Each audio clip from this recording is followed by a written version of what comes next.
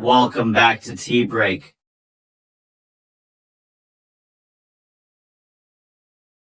वो आज शाम 6 बजे गुजर जाएंगे, नेक्स्ट शाम 6 बजे तक, यानी कल शाम इतवार की शाम 6 बजे तक, यानी 72 घंटे पूरे होंगे। इन 72 घंटों के अंदर अंदर इनको इजाजत होगी कि वो किसी ना किसी पार्टी में शमूलियत इख्तियार कर लें। अब वो नहीं थी। हाँ, अगर इमरान खान साहब जेल में ना होते, जेल से बाहर होते, तो मेरा ये कहना है कि मुझे ऐसा लगता है कि फिर पीटीआई को ये नंबर नहीं मिलने वाले थे, इससे कम नंबर मिलने वाले थे। ये नंबर पीटीआई को हमदर्दी की वजह से मिले हैं। फिर दोबारा से मैं कहला रहा हूँ कि अस्सलाम वालेकुम, welcome back to tea break. आपका लुकमान सुलेमानी आपके सामने। व्यूवर्स, कैसे हैं आप? ठीक हैं? उम्मीद है इंशाल्लाह ठीक होंगे। व्यूवर्स, आप लोगों के साथ वही तसलसल जो हमारा सियासी बीट्स वाला चलता आ रहा है। 8 फरवरी हो चुका था, उसका रिज़ल्ट आ चुका था, बल्कि आ रहा है। आ चुका था वाला लफ्ज़ जो है वो गलत हो जाएगा, रिज़ल्ट आ रहा है। और रिज़ल्ट की असल हकीकत क्या है, ये आप लोगों के सामने बात करने के लिए हम बैठे हैं। तफसील पे जाने से पहले वही रिक्वेस्ट जो कि करते हैं कि चैनल को सब्सक्राइब कर लें, बेल के बटन को ऑन कर लें। इसके बाद फिर हम आपसे तफसीली बात करते हैं। लेकिन कबल इसके कि तफसीली बात आप लोगों के साथ की जाए, आप लोगों से एक और रिक्वेस्ट जो कि लास्ट वीडियो में भी की थी, अब भी करते हैं कि देखें, जो हमने टी ब्रेक स्टार्ट किया था, टी ब्रेक में हमारा बिल्कुल भी मकसद ये नहीं था कि आप लोगों के साथ सियासत या सियासी बीट डिस्कस की जाए या ख़बरें डिस्कस की जाएं।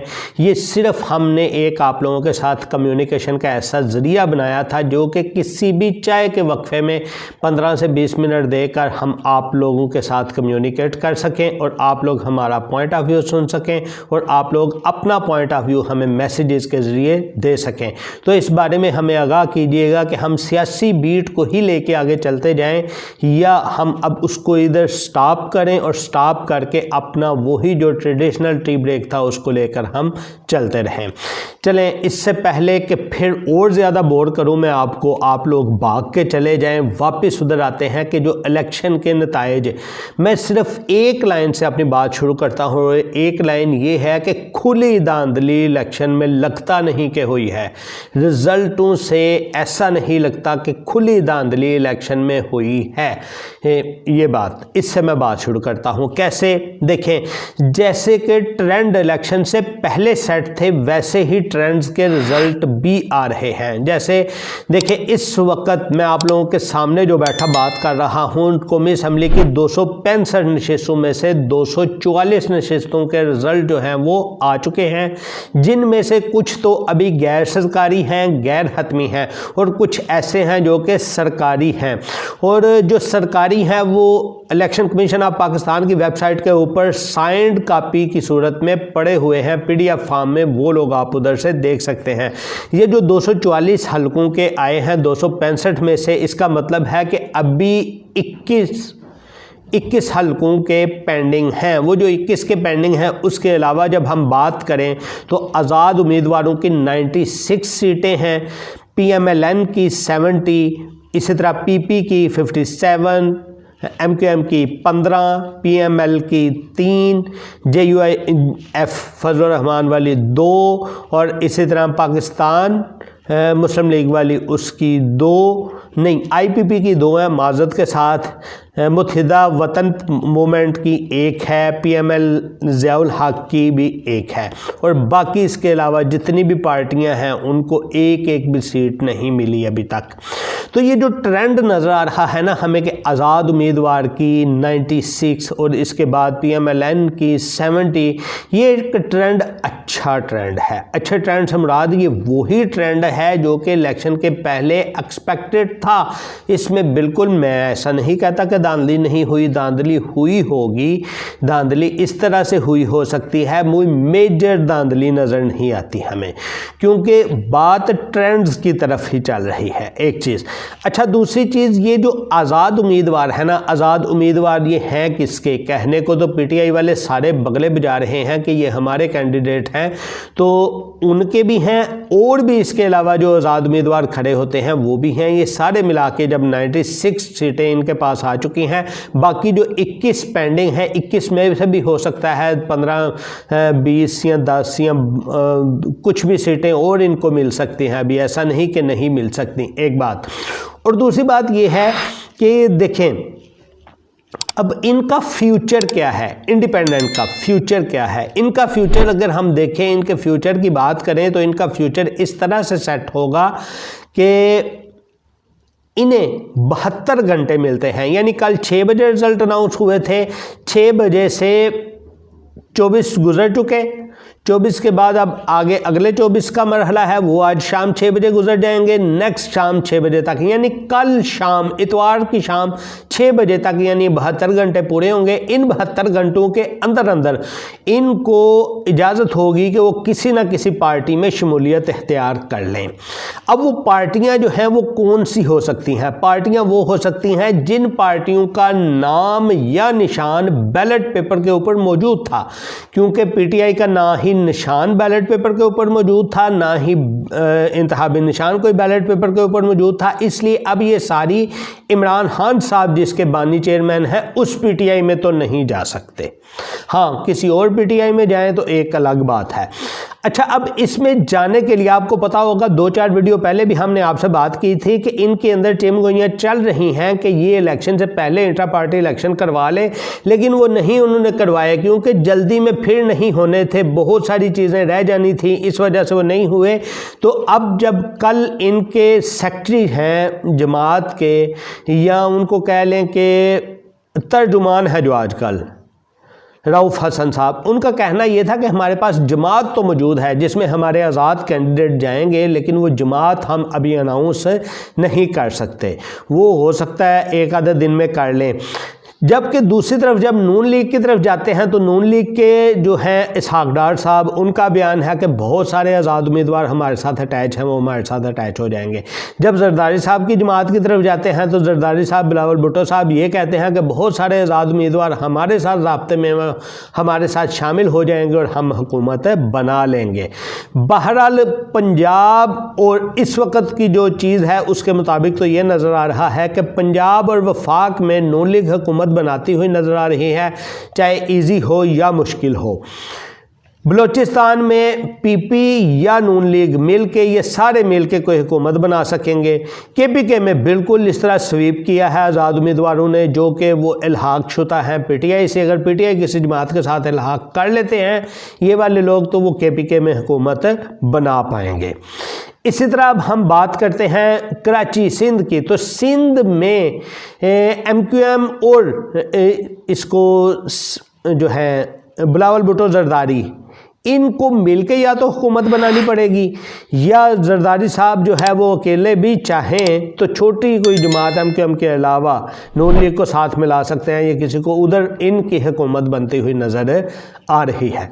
यानी ये सिस्टम है हुकूमतें बनने का, और 2/3 मेजॉरिटी चाहिए होती है आप लोगों को किसी भी असम्बली का आप लोगों के पास इक़्तिदार आने के लिए। तो वो 2/3 मेजॉरिटी तो किसी के पास हमें नज़र नहीं आई। हाँ, 2/3 मेजॉरिटी सिंध में बन सकती है पीपीपी के पास, लेकिन बाकी ना पंजाब में नज़र आई है ना हमें वफाक में नज़र आई है। हाँ, उसमें भी बलूचिस्तान में भी नज़र नहीं आई, लेकिन केपीके में भी मुमकिन है कि पीटीआई अगर किसी ऐसी जमात के साथ अपना इल्हाक कर लेती है आज़ाद उम्मीदवार का तो उधर भी मुमकिन है कि 2/3 मेजॉरिटी के साथ हुकूमत बन सके।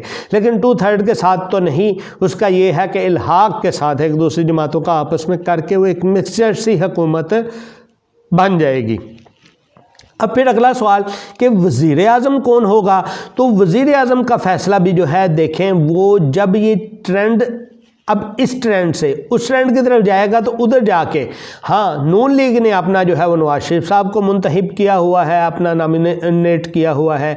इसी तरह जो है वो पीटीआई के जो आज़ाद उम्मीदवार हैं उनका भी पता नहीं, क्योंकि इमरान खान साहब तो किसी सूरत भी नहीं, मुमकिन ही नहीं, मुमकिनात में ही नहीं है, वो नहीं हो सकते। पीपीपी अगर हुकूमत बनाने में कामयाब हो जाती है जोड़ तोड़ करके तो उन्होंने अपना बिलावल भुट्टो जरदारी को बनाया हुआ है, और इसी तरह मेन यही 3 जमातें हैं, इनमें से ही बनना है। फिर दूसरे जो रह जाएंगे वो ज़ाहिर बात है फिर अपोजिशन लीडर के तौर के ऊपर काम करेंगे, और अपोजिशन लीडर जो है वो अपना वो भी एक अच्छा जो है, देखें कोई भी हुकूमत कोई भी पार्लियामेंट चलने के लिए बहुत अच्छी जो चीज़ होती है कि स्ट्रांग अपोजिशन लीडर होना चाहिए और स्ट्रांग वज़ीर आज़म होना चाहिए। जब स्ट्रांग प्राइम मिनिस्टर और अपोजिशन लीडर होगा तो हुकूमतें भी तरक्कियाँ करती हैं, मुल्क भी तरक्कियाँ करते हैं, मुल्क तरक्की की राह पे गामज़द रहते हैं।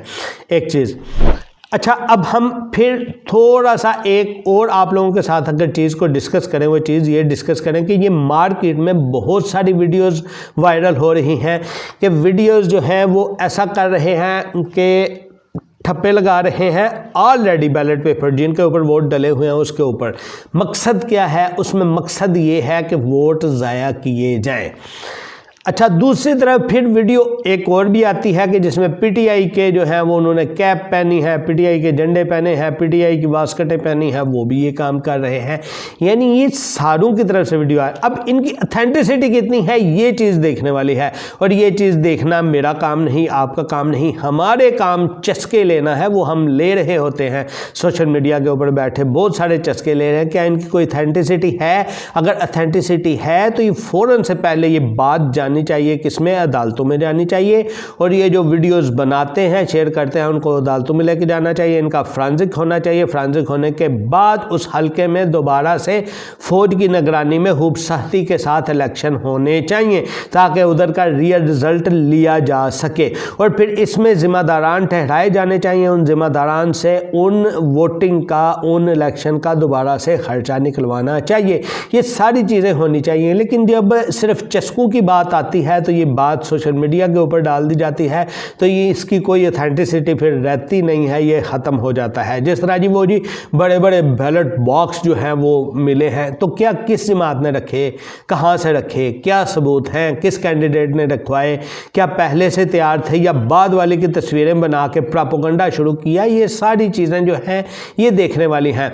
लेकिन ओवरऑल रिजल्ट देख के मैं आपको कह सकता हूँ कि ऐसा नहीं है कि बहुत बड़ी कोई धांधली हो गई है, क्योंकि बहुत बड़ी धांधली इस तरह नहीं हुई कि ट्रेंड्स ख़राब नहीं हुए।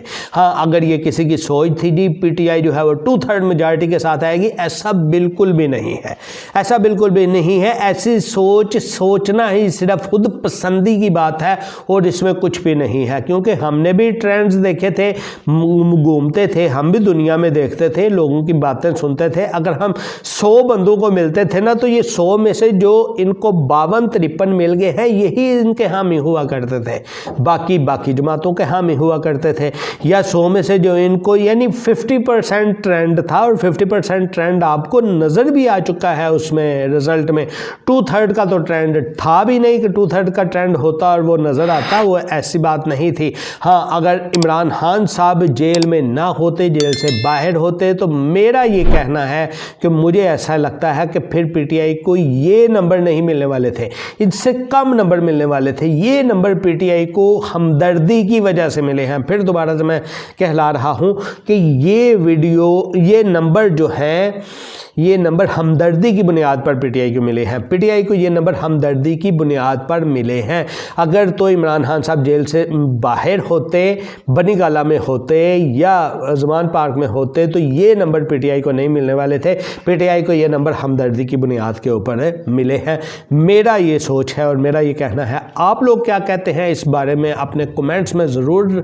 हाँ, एक और चीज़, मुझे ना एक गिला है कुछ ऐसे दोस्तों से जो खुद को पीटीआई से इल्हाक करते हैं या कहते हैं कि वे कहते हैं जी हमें पीटीआई ने शऊर दिया है, हमें इमरान खान ने शऊर दिया है। ये कैसा शऊर है यार? कमेंट्स में बॉक्स में आके मैसेज इस तरह का किया करें कि उस मैसेज को कोई दूसरे भी पढ़ सके, ठीक है? और मैसेज में अल्फाज का चुनाव भी वो किया करें कि उस मैसेज को दूसरे भी पढ़ सके और एडमन को इस चीज़ की ज़रूरत ना पड़े कि उस मैसेज को या हाइड कर दे या डिलीट कर दे। ये आप लोगों से ज़रूर रिक्वेस्ट है, इस चीज़ का ख्याल किया करें, क्योंकि आप लोग अपने मुंह से कहते हैं कि इमरान खान साहब ने आपको शऊर दिया है, और शऊर में सबसे पहली जो बात होती है वो यही बात होती है कि सामने वाले की इज़्ज़त की जाए, सामने वाला जो कोई भी हो उसकी इज़्ज़त की जाए, उसको इज़्ज़त के दायरे में देखा जाए। उससे इख्तलाफ करना इज़्ज़त के दायरे में करें, तमीज़ के साथ करें, ठीक है।